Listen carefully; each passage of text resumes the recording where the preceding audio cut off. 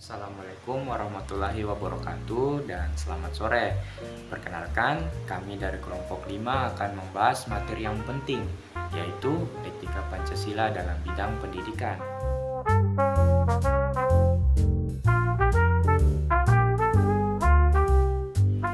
Perkuliahan bukan hanya tempat kita untuk belajar teori, tapi juga tempat untuk membangun karakter. Nah, dalam lingkungan kampus yang penuh dengan dinamika, perbedaan, dan kebebasan berpikir, etika Pancasila ini menjadi dasar moral untuk membangun perilaku mahasiswa. Di video ini kita akan membahas bagaimana etika Pancasila diterapkan di dunia perkuliahan, mulai dari ruang kelas, organisasi, hingga kehidupan mahasiswa sehari-hari. Mengapa etika Pancasila penting di dunia kuliah? Etika Pancasila sangat penting di dunia perkuliahan karena menjadi landasan moral bagi mahasiswa dalam bersikap, berpikir, dan bertindak di tengah lingkungan kampus yang penuh keberagaman.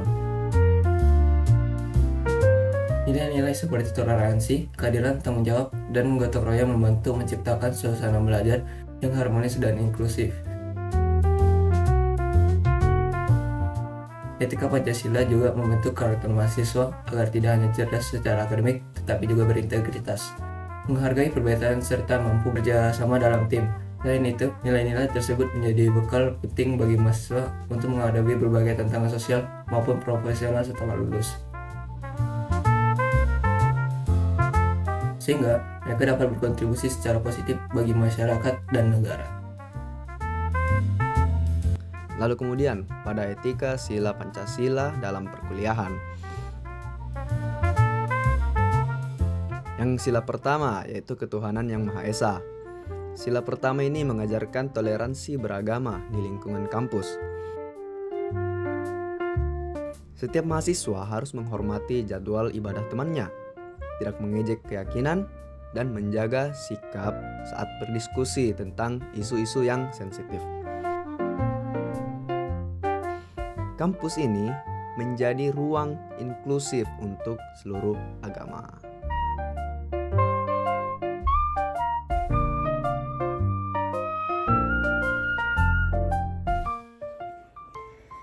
Baik, selanjutnya saya akan menjelaskan mengenai etika Pancasila persila dalam perkuliahan untuk sila kedua, yaitu kemanusiaan yang adil dan beradab. Dalam kehidupan perkuliahan, sila kedua tercermin dari bagaimana kita memperlakukan sesama dengan adil, bermartabat, dan penuh empati. Mahasiswa menunjukkan sikap beradab dengan menjaga sopan santun kepada dosen dan teman sekelas, misalnya dengan menghargai pendapat yang berbeda dan tidak memotong pembicaraan saat sedang berdiskusi.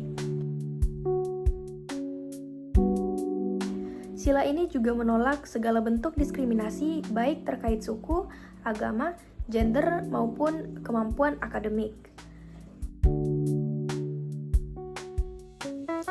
Budaya anti-bullying termasuk perundungan di media sosial menjadi komitmen bersama agar lingkungan kampus tetap nyaman dan aman. Dengan membangun kebiasaan saling memahami, kita mewujudkan kampus sebagai ruang belajar yang adil dan beradab. Contoh implementasinya, misalnya mahasiswa membantu temannya yang tertinggal materi. Kemudian contoh lain, diskusi kelas yang aktif tanpa saling merendahkan. Kemudian adegan mahasiswa menghentikan perilaku bullying, termasuk cyberbullying. Juga contoh lain yaitu ekspresi saling menghargai saat berbeda pendapat. Lalu selanjutnya pada sila ketiga, yaitu Persatuan Indonesia. Kampus adalah miniatur Indonesia. Ada mahasiswa dari Aceh hingga Papua. Dari berbagai ras dan budaya kami, etika persatuan mendorong kita untuk menghargai perbedaan, berkolaborasi lintas suku, dan tidak membuat kelompok eksklusif yang dapat memecah belah.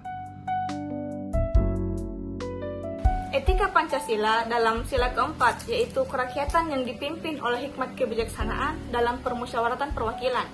Sila keempat telah tampak jelas dalam budaya organisasi mahasiswa, rapat kelas, forum diskusi, dan kegiatan BEM.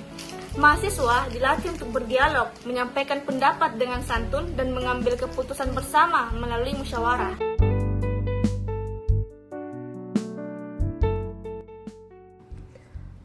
Keadilan sosial bagi seluruh rakyat Indonesia menjadi pedoman penting dalam etika pendidikan.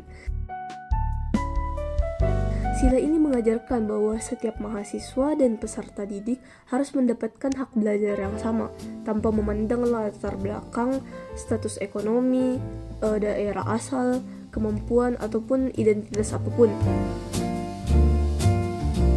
Dalam praktiknya, etika keadilan ini menuntut kampus dan lembaga pendidikan lainnya untuk menyediakan fasilitas yang merata, pelayanan akademik yang tidak diskriminatif, serta peluang pengembangan diri yang setara, yang terbuka bagi semuanya. Pendidikan tidak boleh menjadi ruang eksklusif yang hanya diakses oleh kelompok tertentu. Melalui nilai keadilan sosial, sila kelima ini mengingatkan bahwa pendidikan harus menjadi jalan untuk mengangkat martabat seluruh rakyat, bukan hanya sebagian. Karena itu, setiap kebijakan kampus, baik dalam pelayanan, kurikulum, maupun pembinaan mahasiswa, harus memastikan bahwa semua memperoleh kesempatan yang setara, yang sama untuk tumbuh dan berhasil.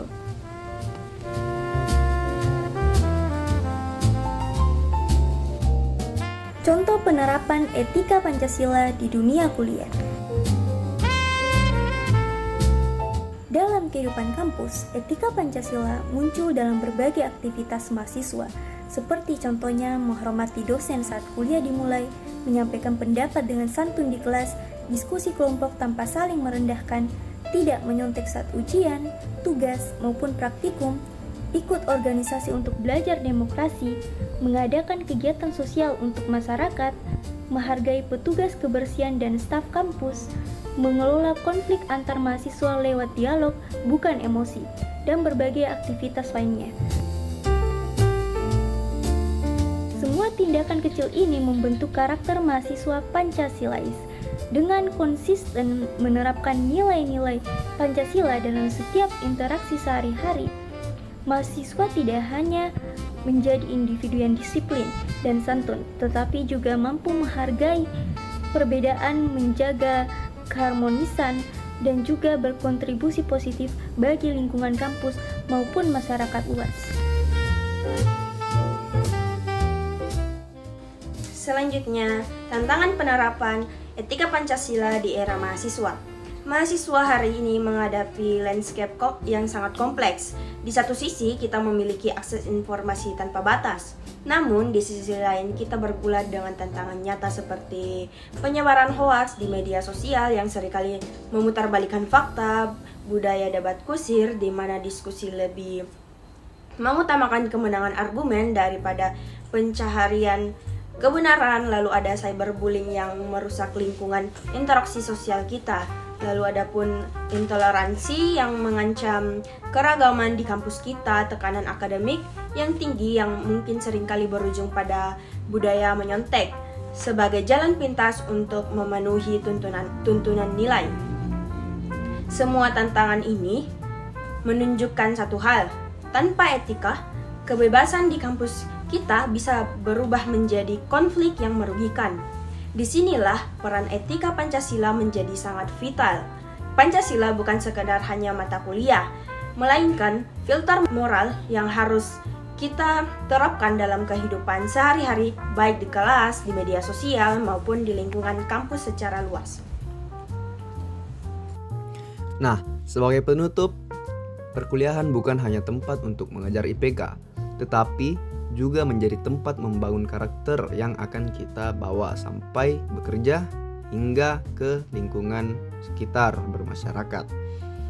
Dengan menjadikan Pancasila sebagai etika dalam kehidupan kampus, kita ini bukan hanya menjadi mahasiswa yang cerdas, tetapi juga mahasiswa yang lebih dewasa secara moral dan siap untuk membangun bangsa ini. Baik, sekian kami dari kelompok Sistem Informasi. Mohon undur diri. Assalamualaikum warahmatullahi wabarakatuh.